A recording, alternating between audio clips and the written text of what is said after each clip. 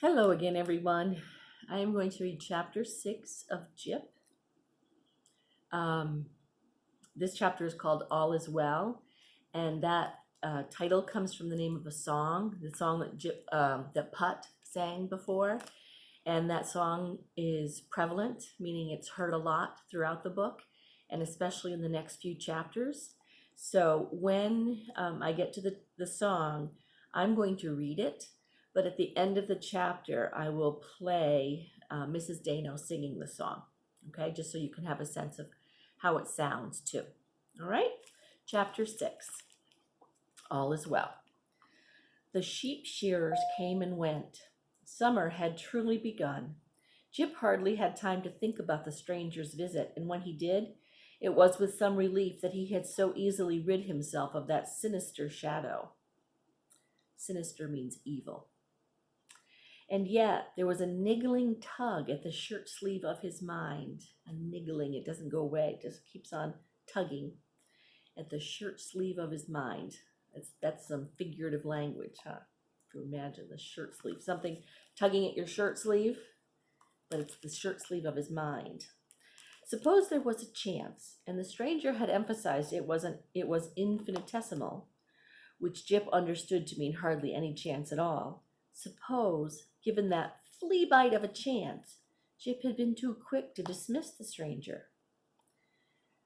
Just because I didn't like the cut of the man. After all, he ain't the lonely parent longing for his lost boy. And whatever I am or am not, I got to be somebody's lost boy. I wasn't born on the West Hill Road. I just fell off a wagon there. Whose wagon? And why didn't no one come back to look for me? Wouldn't parents worthy of the name come looking? Wouldn't they, like the good shepherd in the gospel, search the earth high and low until they found their lamb what was lost? I would, and my lambs is just dumb beasts, not a human boy made in the image of God. So he's saying, um, wouldn't parents, just like he said before, wouldn't you notice if one of your children was missing? So why wouldn't they come back? If they're really parents, wouldn't they come back looking for me? And he says he would go looking for a lost lamb, even though it's an animal and not a human. Humans are animals too, though, we know, right? He should have asked the stranger straight out why it was that this mysterious gentleman thought even infinitesimally that he, Jip, might be his lost son. Jip remembered that he had been careful not to mention the wagon to the stranger, but Mrs. Lyman was sure to have. She pure loved to tell that tale. So the tale about how Jip fell off a wagon. He tried to figure out a way to ask her about that time she'd shared tea with a stranger in the kitchen, the time she never seemed to have mentioned to the mister. Was it somehow connected to the man's popping up at the barn? It had to have been. Well, maybe she told Mr. Lyman about it later, out of Jip's hearing. Maybe she didn't want to mention it in front of the residents. Maybe. Summer agreed with Putt. Like all the plants and animals in residence, the old man was at his best in the long hours of warm sunlight. He was a great help in the farm work, and Mrs. Wilkins and Lucy took orders from him much better than they did from Jip. Mr. Lyman, true to his nature, was seldom about when there was work to be done. If he knew the overseer was due to call, then he'd put on his old clothes and scurry out to the fields, his sleeves rolled up above his elbows, yelling and ordering everyone about, even Berthy and the old ones. Jip was too soft to make the old ones come to the fields. Besides, they grumbled more than they worked. But Mr. Lyman made a great show of their turning out to Mr. Flint, saying how all the residents, men, women, children, simpletons, and lunatics, all were made to bear their fair share of the load. Catch him once bending that fat back, Berthy mumbled as she pretended to bend her own. She waited until Mr. Lyman had led the overseer into the parlor for a mug of cider. Then she held up 6 beans. Jip couldn't help counting. There were exactly 6 in her gnarled hand. When Berthy called out to him, "I'm like to faint in the sun, Jip boy. I just cannot keep up this slavery at my age." "All right, Berthy, take in what you've picked to Mrs. Lyman. You could help her out in the kitchen. Hold the baby or something." Though the baby was hardly content to sit on anyone's lap for long these days. One by one, the old ones, except for Putt, found some excuse to leave the field. Put, Mrs. Wilkins, Lucy, Sheldon, and of course Jip kept on. Even Toddy dodged about, pulling a bean now and then, running to Jip for praise each time. It was shameful to think, much less say, but Jip was nearly glad that Abijah Wilkins had left his family penniless and doomed them to life on the town farm. Toddy was dearer to Jip than any of the animals, and though Mrs. Wilkins was sharpish, and Lucy sullen, that means she kind of grumpy all the time, they hoed and weeded and picked with a will, making life much easier for Jip. The garden was larger and better this year than he and Sheldon had ever managed on their own. The result would be better eating for them all. And Put? No one worked harder than he. At first, Mr. Lyman had resisted the idea that he be let out of the cage to work in the garden and fields. I'll be responsible, Jip promised, knowing full well that if Put had one of his spells, 4 grown men could hardly handle him. But with the summer, Put seemed so well, so unlike the raving madman that had arrived down the muddy road 3 months ago. Jip dared to hope that his friend, he could hardly think of him as the lunatic now, was healed. He ventured to mention the fact. Put shook his head. It comes and goes, Jip. I've had my hopes before, and... Do you know when it's coming on, Put? Or do it grab you sudden like when you ain't expecting? I don't know, Jip. It seems to grab me without warning, but you might be able to tell. How's that? I might start to say something that sounds right sensible to me, but to you is strange like. If you hear words out of my mouth that don't make full sense, you need to lock me up fast. Don't wait, you hear? I won't, Put. Now you got to promise me you won't wait to see if it's a passing thing. Promise now? I promise you. And on the strength of that solemn promise, he took responsibility for Put's freedom. So so Put wants to make sure if Jip hears him say something that doesn't make sense, that he gets him into the cage right away, because it might make sense to Put, but if it doesn't make sense to other people, it's probably a sign that one of his rages is coming on, or one of his spells. Toddy loved Put. He begged Put to carry him and sing and play the pipe for him. Put would sing his own and Toddy's favorite song over and over. Again, Toddy would cry. And as though he had not already sung it half a dozen times, old Put would stroke Toddy's fair hair and sing as sweetly as the hermit thrush of midsummer. What's this that steals upon my frame? Is it death? Is it death? That soon will quench this mortal flame. Is it death? Is it death? If this be death, I soon shall be from every pain and sorrow free. I shall the King of Glory see. All is well, all is well. So this would be a song that would be sung in church, maybe even at a funeral. Even though it was a song wholeheartedly dedicated to dying, it was somehow not a sad song, not the way Put sang it. When he got to the line, if this be death, he'd throw back his hoary head. That means kind of rough, hairy around his head. With his eyes fixed on the sky, he'd sing out like the sight of death was a pleasure, like a colt bolting for the spring pasture. More, said Toddy, and Put always obliged. Weep not, my friends, weep not for me. All is well, all is well. My sins forgiven, and I am free. All is well, all is well. There's not a cloud that doth arise to hide my Jesus from my eyes. I soon shall mount the upper skies. All is well, all is well. He sang on through Tune Your Harps and Glittering Crown, right on to the blood-washed throng and their hallelujahs. A throng is a group of people. But on every verse, the words he sang most joyfully were, all is well, all is well. Did he really think so? Put, with his lunatic mind that lay in wait like a mountain cat, ready to leap down and seize him? Put saw Jip listening and pondering. Don't you like Toddy's song? He asked. It's a purty tune. Yes, said Put. I reckon them words seem queer to you at your age, but think on them. How welcome that day when I'm from every pain and sorrow free, and all is peace and joy divine. Don't you like it down here with us, just a little bit? Put reached out the hand that so often blessed Toddy's head and touched Jip's shoulder. Of such is the kingdom of heaven, he said softly. Jip couldn't figure what Putt meant by that, but he smiled anyway. He knew it meant somehow that Putt thought that he, Jip, had eased the pain and sorrow of this earth, if only a mite. A little bit. A mite is a little bit. Was it Jip's fancy, or was it the way life ran, that whenever things were going well, Mr. Lyman would figure out a way to mess them up? At any rate, along about the 3rd week of July, he called Jip into the parlor. I've got more than enough help on the farm now, boy. Jip waited. Was Lyman going to send him back to Slater's or some other cursed place? He knew the next sentence was leading to no good before it was uttered. But we're cash poor, boy. Nothing to show for all my work on this place. The residents will eat up the crops faster than I can grow them or pick them. And the price we got for that paltry show of wool hardly paid for the shearers. We need for someone around here to earn real cash money, not just eat up all the profits. Jip held himself still. He had to be that someone. Who else of all the old, weak, young, female, or simple could Lyman mean? So he's pretty sure that Mr. Lyman is going to send him somewhere else to work so that he can get paid and the money can go back to the poor farm. So this is Mr. Lyman. Sheldon now.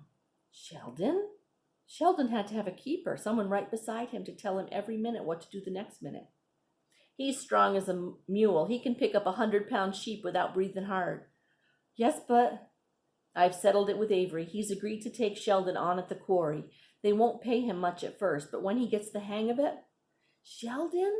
Sheldon was more like to hang himself in the tangle. There's lots of men don't take to quarry work. Say that all that rock blasting makes their brains rattle. But that won't bother Sheldon none. He don't have enough in the upper story to rattle. The manager tapped his head, laughing at his own joke. A chill went through Jip. He saw the huge granite rocks that must be hauled, heard the blast, and felt in his bones the thundering down of rubble when the blasting went awry. So in a granite quarry, I'm going to show you some pictures. Not right this second, but I will show you some pictures. I went up to visit a granite quarry, and then I took the class last year to a granite quarry called the Rock of Ages in Barrie. And I wonder, Aubrey, if you have been there. So it's a huge, huge, enormous, like beyond you can even imagine, infinite. It's not infinite, but it feels infinite. Amount of granite rock that makes up the mountain there, and they have dug into it and blasted into it with dynamite, and they would take out big, like big as your living room, maybe even bigger, big as our classroom, maybe, slabs of granite. So in those days, it still works now, but it's still in operation now, but it works differently. But in the days when Mr. Lyman is thinking of sending Sheldon there, they would use dynamite to make a cut in the granite, and then on both ways, the horizontal way and the vertical way, and then they would haul that slab out. I'm guessing it probably wasn't as big as the slabs today, because if they were hauling them out by horse or mule or oxen or whatever and men, it couldn't have been as big as they are today. I can't believe it anyways. So remember Deacon Avery, he's one who works at the church, but he also has a granite quarry. So he has a place on his property where he has a lot of granite, which is a type of rock, and he blasts it out. So he puts dynamite in and he gets big slabs out. And Mr. Lyman is thinking of sending Sheldon to work there because he's strong and the blasting won't bother his mind. That's what Mr. Lyman says. So a chill went through Jip. He saw the huge granite rocks that must be hauled, heard the blast, and felt in his bones the thundering down of rubble when the blasting went awry. So when something went wrong with the blasting, the granite would crumble, and some of it would crumble and it would fall down. A man needed enough sense to take proper care in a place like that. You walk him over in the morning soon as you're done milking. After that, he can find his own way. He can find the way himself any time, Jip said quietly. That's not my worry, sir. It's what he won't figure out after that you got to think to, Mr. Lyman. Oh, he got enough sense to haul rock, Lyman said, waving Jip out of the room. Sheldon was so proud, Jip pushed his own anxiety as far away as he could. I have me a lunch pail, Jip, he said, with bread and cheese and an apple. That's fine, Sheldon, and a water jug. Good, Sheldon, for when you're thirsty. I'm going to earn cash money for the farm. I ain't never earned cash money before. I guess I ain't either to speak of. You ain't? Nah, I'm just a half-growed boy. You're a good boy. Sheldon, how could he make him understand without scaring him? Sheldon, you got to listen real careful to what they tell you over to the quarry. I will. But Sheldon wasn't paying attention. He was taking his food and the water jug out of the pail and putting them back in again, smiling at each item as he rearranged it. I mean it, Sheldon. Listen to me. If they say do this or don't do that, you got to do exactly what they say. That's dangerous work over there. Man's work, Sheldon said proudly, glancing down again at the shiny pail. Yeah, and a man don't never take his mind off what he's doing. Not at the core, you hear me? I hear. I do what they tell me. Promise me, Sheldon. I told you I would, Jip. From the edge of the garden, Jip watched the dying sun turn the trees, fields, and granite trough on Avery's land to burnished gold. So remember how, like, when the sun goes down, the slant of the rays can make things look a different color, just like they make the clouds often look a different color. Milking and supper were done, and still no Sheldon. Lucy and Toddy had been asleep for an hour when Jip finally spied Sheldon's bent figure coming slowly over the pasture hill. He ran to meet him. How was it, Sheldon? Man's work, Jip. Are you terrible tired? I hurt all over, Jip. Well, you've been working mighty long and hard, Sheldon, and it's heavy work. If it's too much for you, I can tell Mr. Lyman. No, I want to go every day. They need me. He straightened up as though remembering his importance, how he was the only resident able to earn cash money for them all. So Jip kept silent. Only to Putt did he voice his fears. It worries me, silly Putt. I don't think Sheldon's got the sense to be scared. Well, some say it's fearsome work. Me, I like it better than farming. I never knew you was a stone man, Putt. Not for long. One of my spells come upon me. They clapped irons on me and took me away. I was a danger to all, they said. So when they say they clapped irons, it's probably something like handcuffs, but made of iron instead of whatever they're made of now. Maybe they're made of metal, I'm not sure.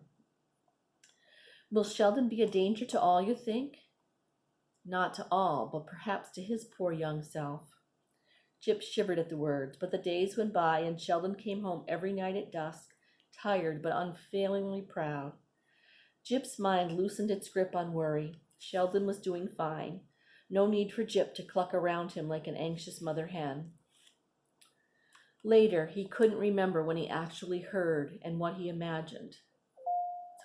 Later, he couldn't remember what he actually heard and what he imagined. But forever afterward, the unexpected rattle of a wagon on the road was joined with Putt's voice lifted in Toddy's song. Hark, hark, my lord and master's voice calls away, calls away. It was noon, a strange time for callers. Merciful God! Jip ran toward the wagon. On the bench beside the driver sat Deacon Avery, silent and grim as granite. Jim raced alongside, not tall enough to see over the sides to find what in his heart he knew lay in the wagon bed. What is it, Mr. Avery? What are you bringing over here? He cried. The driver flicked his whip in annoyance and urged the horses on, leaving the boy standing in the road.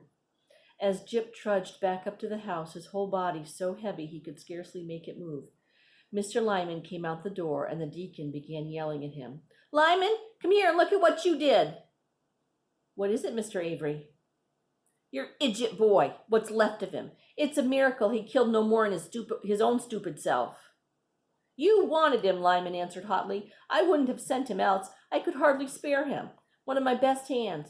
And you return nothing to me but a funeral expense, which, heaven help me, I will charge to your account. You dare, and I will make it plain to Mr. Flint that it was an idiot you sent when I asked for strong labor. The argument buzzed around Jip's head like hornets on attack. He flung his arm up as though to ward off the sting of the words. Then, while they still yelled, he climbed up into the wagon to look upon what was left of his friend. Is it death? Is it death?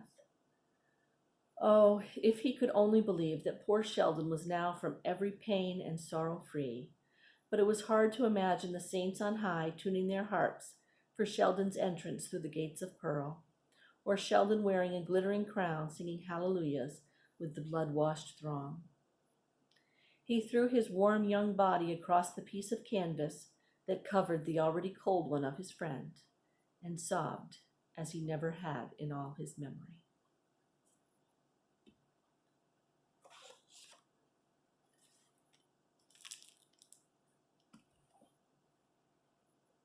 Here's the song from Mrs. Dano.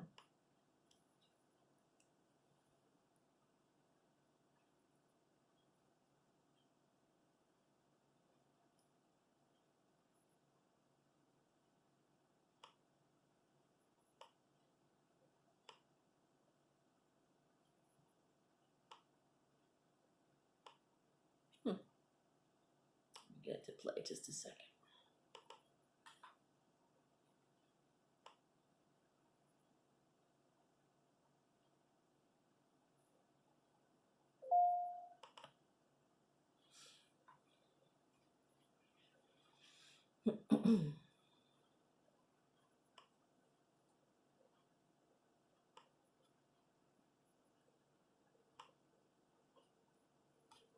Goodness, I have a lot of things open here. I didn't realize. Where did it go?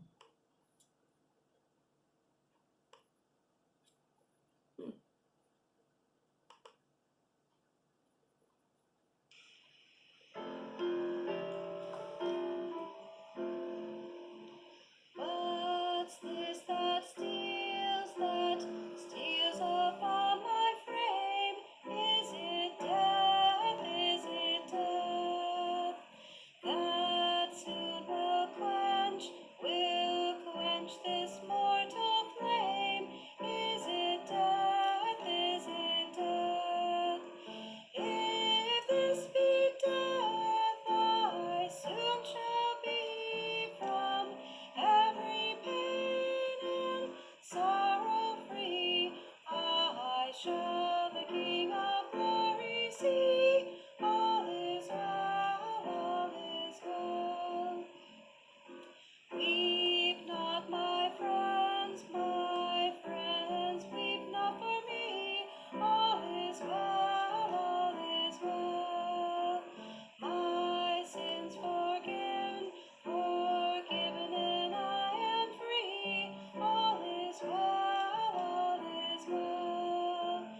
There is not a cloud that doth arise to hide my Jesus from my eyes. I soon shall mount the upper skies. All is well, all is well. Tune your harps, ye saints on high. All is well, all is well. I will strike my heart with equal joy. All is well, all is well. Bright angels are from glory come. They're on my bed, they're in my room. They wait to waft my spirit home. All is well, all is well. She just wants to be beautiful, she goes.